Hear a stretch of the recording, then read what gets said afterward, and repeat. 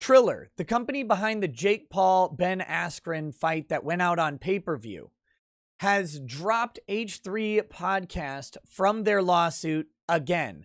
But wait, don't touch that dial. It actually gets a lot more interesting from here on out because of what followed them dropping H3 from the lawsuit. So let's get into it and talk about it. I'm Nick Rekieta of Rekieta Law, a small law firm in central Minnesota. I'm a lawyer. I'm also a legal and political commentator on YouTube and on Odyssey. Wherever you're watching, hit the like button, hit the subscribe button, and make sure you turn on your notifications so you don't miss any videos, okay? All right. So like I said, H3 has been dropped yet again from this lawsuit, but that's not the end of the story. Make sure you watch all of this video to get all of the context that's going on. And if you've been following along with my coverage of this lawsuit between Triller and the people it says stole the broadcast and redistributed it to other people, if you've been following along with that, you'll know that I have not been favorable towards Triller's lawsuits. In fact, I've called them all frivolous. I believe that they did not have sufficient factual basis to maintain an actual credible lawsuit and that they would be subject to a Rule 12b6 dismissal. Now, what does that all mean in normal people talk? Let me explain real quickly, okay? There's a line of federal cases that went to the Supreme Court, and they're called the Iqbal Twombly cases. And these cases were designed to flesh out what actually is required when making a federal pleading, or like your complaint. If you want to sue someone in federal court, you write a complaint and you file it in federal court and serve it on the other person. Now, the standard that you need to meet is laid out in these cases, and it's basically that you have to provide enough factual allegations. This does not mean proof. This does not mean like evidence or anything like that, but just fact-based allegations that would lead a court and a defendant to know what was actually going on in the lawsuit. You can't just say they stole money from me, for example. That's a legal conclusion. Stealing, theft is a legal conclusion. Now, you can lay out the facts that says that you had money sitting on a table, your maid came in and took that money without permission and then removed that money from the home and then used it and never returned it or anything like that. So then that is a set of facts. And you would typically want to say on March 3rd of whatever year, this is when this happened at approximately this time. These are facts, right? Who, what, when, where these things happened are all factual claims. And you have to put enough of those in your lawsuit to let people know that they can either admit those facts, admit that this thing happened, or deny those facts and say, nope, I wasn't there that day. I was in Aruba. Whatever you need to do. But you need to allege a sufficient level of fact to go on. Now, you're not going to have every fact, right? That's how discovery works. But you have to put something in there. Just something in the lawsuit to go ahead and say this is who, what, when, and where, basically, this happened. And you have to do this for every single element that you're of all of the claims that you're claiming. If you have different claims that are connected but have different requirements for what you have to show, you have to make sure you put those in there. And that is just the basic pleading standard, because without it, you don't really have a case. You have a fishing expedition. That's just you trying to get into discovery, cost the other person a bunch of money, and punish them. And up until now, that is what Novian and Novian, the law firm representing Triller, seems to have been doing. Completely bogus lawsuits, absent any factual assertions at all about something that was apparently a huge theft that happened in public. They didn't even have a date or a link or anything that would show that this occurred.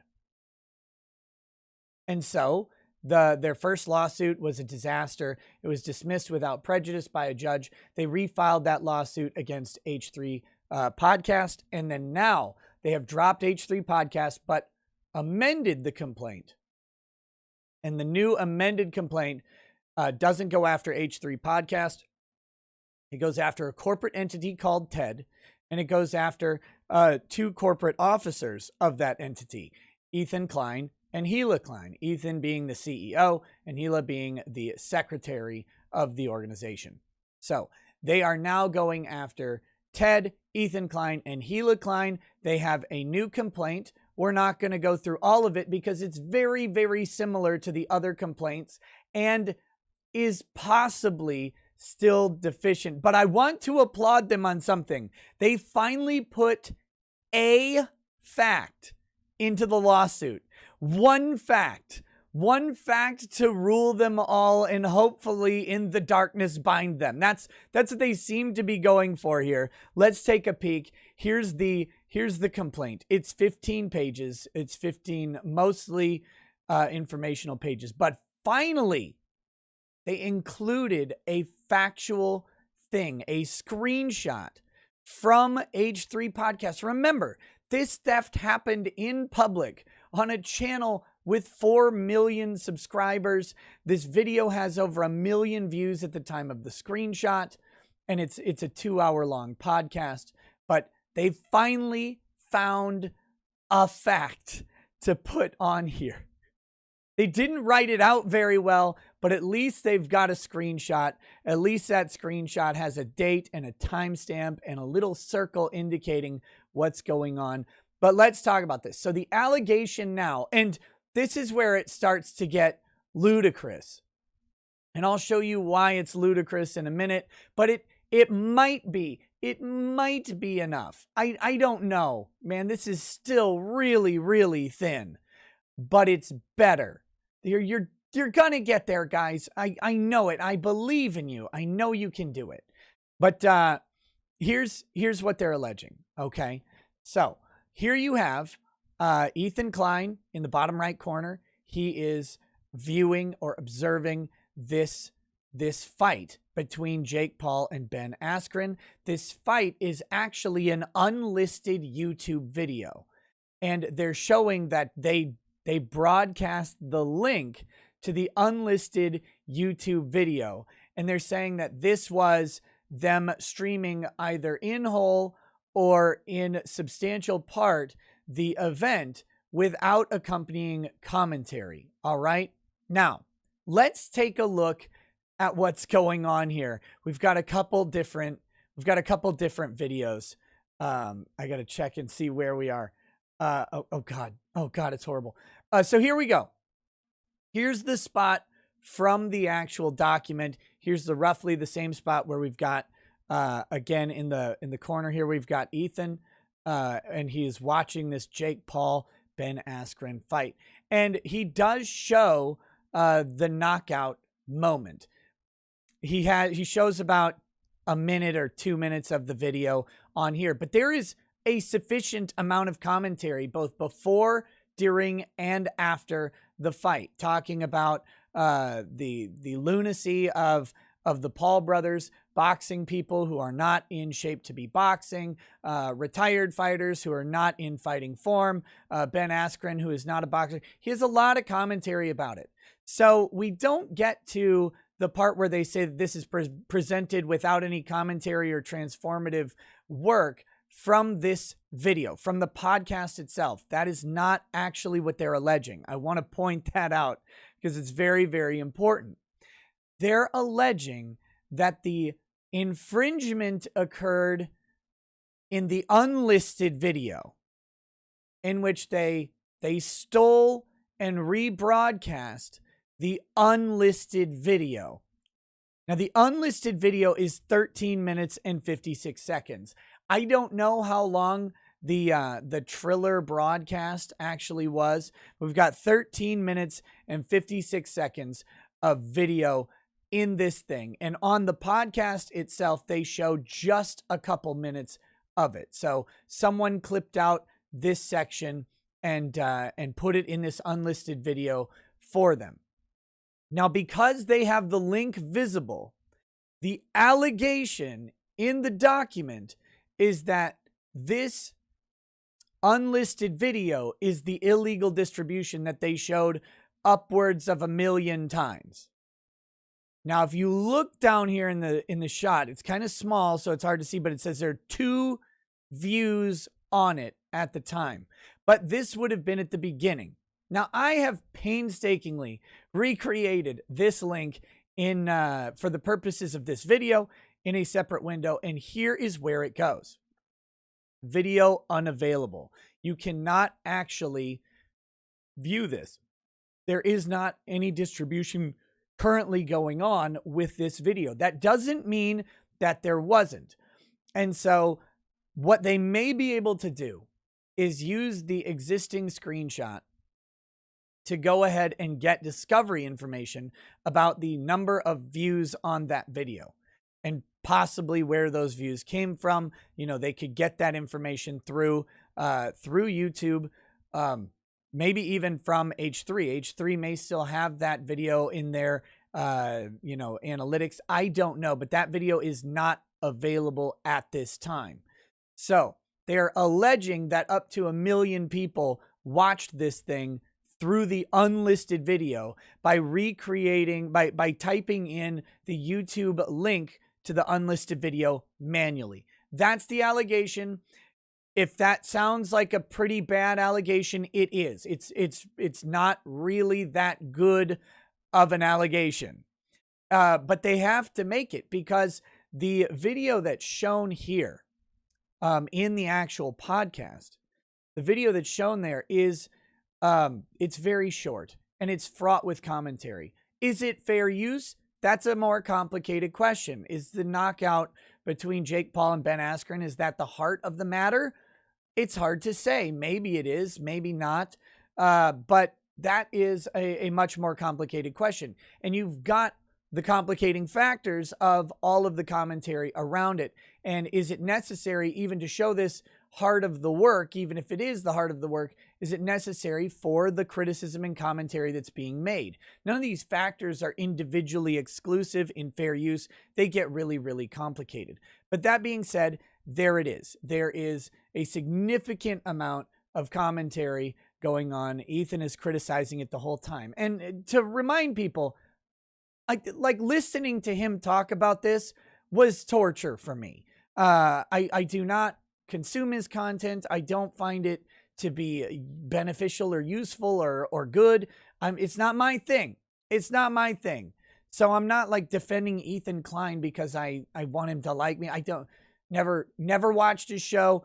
Don't want to watch his show. Don't care what happens to him tomorrow. I think it'd be even funnier if Triller put up a competent lawsuit and sued him heavily. That would probably be in my best interest. But so, you know, there's no, like, I don't care about Ethan Klein here. But there is a moment where Ethan Klein admits to some level of piracy. And lots of people have brought that up. And I finally got it here from the same podcast. Here it is. And so I'm going to play it and we'll talk about that real quick. Because this is going to be, if they ever get this case off the ground, if Triller can competently sue these guys, then this will be part of the big linchpin in the admission. And a lot of people have talked about this. They say, hey, but Ethan admitted on air that he stole it, which is a stupid thing to do. People do it all the time. They talk about piracy of specific things that they did. He mentioned it. He's got a huge podcast. This is a big thing. And so it was dumb of him to do this. However, I think people are still overblowing the implications of what he is admitting to here, because what he's admitting to here is not what Triller is accusing him of still, because what he's admitting to here would have a significantly lower damages award for Triller than what they're accusing him of, which is this distribution and rebroadcast. But let's listen to what he says, and then we can talk about it. All right, 1 second. Let me get this. Okay, here we go. Absolutely insane. 1.5 million pay-per-view orders. I didn't pay for that shit. So there he says, I didn't pay for that, right? I didn't pay for that. And they have a little cash sound, little joke. But he does make the admission, right? So he says he didn't pay for it. He got it. Let's go on. It does continue here for just another couple minutes. I almost did, but Ian came through with the link. Daddy. I don't know what you're talking about. You gonna play cool? You didn't do anything wrong. I didn't do anything. Ian, you said it. Only smart guy on the podcast right there. I didn't do anything. I don't know what you're talking about. Like, come on, you had like backups on backups and backups. I was like, this one's not working. I'm going to buy it. You're like, hold strong. You sent me one that worked. Can you send me that infograph, somebody? I don't know what I'm doing. I'm looking for right now in our chat. So he said that wasn't me. Didn't do it. Ethan keeps saying he did it. But again, he's not making an admission to doing anything wrong. We're almost done here. I got to hand it to these guys. They're hustlers, man. It's crazy that these guys won't fucking just get out of my life. And I can't help it. I'm curious. I want to watch this fight. Out of your life? Okay, anyway. Can't help. They won't get out of my life. They're not in your life, man. You're looking at their stuff. But again, maybe that's the joke. I don't know. Again, I'm not familiar with his content. So maybe that's some sort of running gag where other people doing things is somehow imposing upon Ethan Klein. But yeah, what we've got that's important there is we do have an admission that he didn't pay for it, that someone provided him the link.